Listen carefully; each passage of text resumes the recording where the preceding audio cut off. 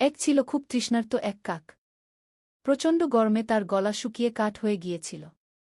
অনেক খোঁজাখুঁজির পর সে একটি কলসি দেখতে পেল।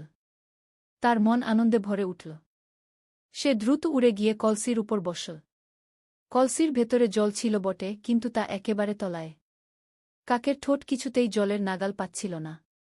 সে কলসিটা উল্টে ফেলার চেষ্টা করল, কিন্তু কলসিটা এত ভারী ছিল যে সে পারল না। তার ছোট্ট মাথাটায় দুশ্চিন্তা ভর করল। এত কাছে জল, অথচ সে খেতে পারছে না। হতাশ হয়ে সে এদিক ওদিক তাকাতে লাগল। হঠাৎ তার চোখে পড়ল কলসির পাশে ছড়িয়ে ছিটিয়ে থাকা কিছু নুড়ি পাথর। কাকের মাথায় একটা বুদ্ধি খেলে গেল। সে একটি একটি করে নুড়ি পাথর ঠোঁটে তুলে নিয়ে কলসির ভেতরে ফেলতে শুরু করল। প্রথম দিকে কোনো পরিবর্তন দেখা গেল না, কিন্তু সে হাল ছাড়ল না। একটানা সে নুড়ি ফেলতে থাকল, আর নুড়ির সাথে সাথে জলের স্তরও একটু একটু করে উপরে উঠতে শুরু করল। কাকটি আরও বেশি উৎসাহ পেল। সে আরও দ্রুত নুড়ি কুড়িয়ে কলসিতে ফেলতে লাগল। একসময় জল কলসির মুখে চলে এল।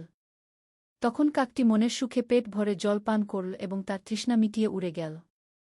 গল্পের শিক্ষা।